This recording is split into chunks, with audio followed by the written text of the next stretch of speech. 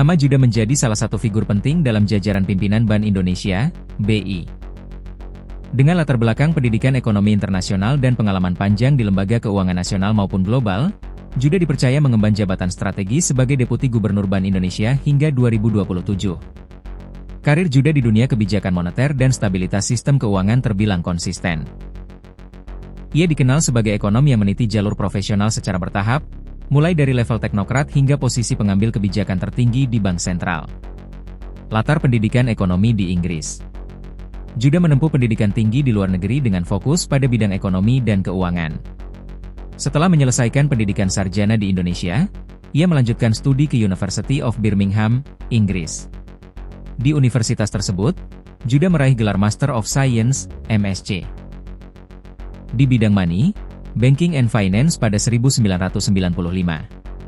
Pendidikan ini menjadi fondasi penting dalam pemahamannya terhadap sistem keuangan global, kebijakan moneter, serta dinamika perbankan internasional. Tak berhenti di jenjang magister, Juda kemudian melanjutkan studi doktoral di kampus yang sama.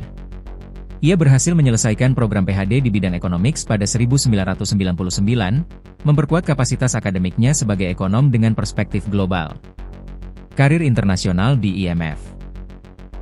Pengalaman internasional menjadi salah satu kekuatan utama dalam rekam jejak Juda.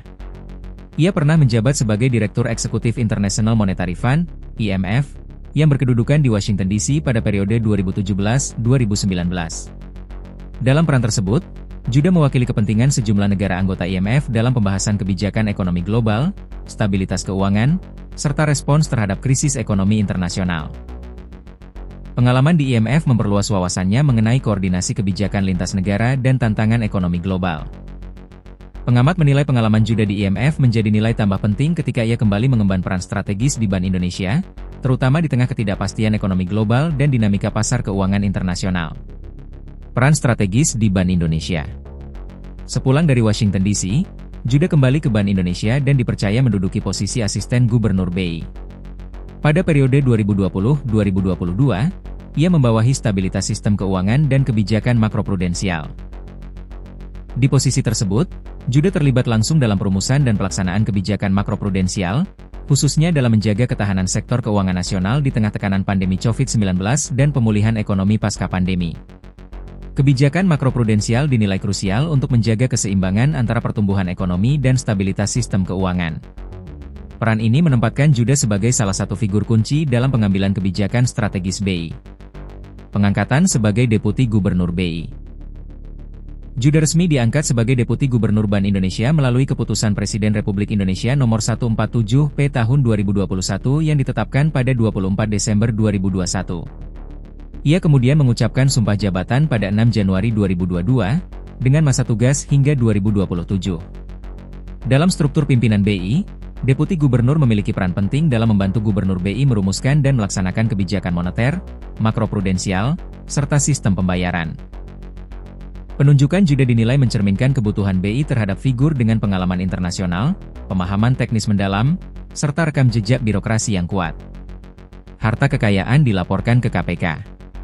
Sebagai pejabat publik, Juda juga wajib melaporkan harta kekayaannya kepada Komisi Pemberantasan Korupsi, KPK, melalui Laporan Harta Kekayaan Penyelenggara Negara, LHKPN.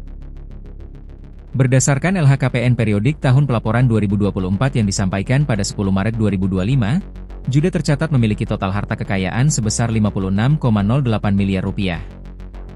Laporan tersebut mencakup kepemilikan aset berupa tanah dan bangunan, alat transportasi, surat berharga, serta harta lainnya. Pelaporan ini merupakan bagian dari komitmen transparansi dan akuntabilitas pejabat negara. Tantangan ke depan. Sebagai Deputi Gubernur BI, Juda menghadapi sejumlah tantangan ke depan, mulai dari dinamika suku bunga global, fluktuasi nilai tukar, hingga transformasi sistem keuangan digital.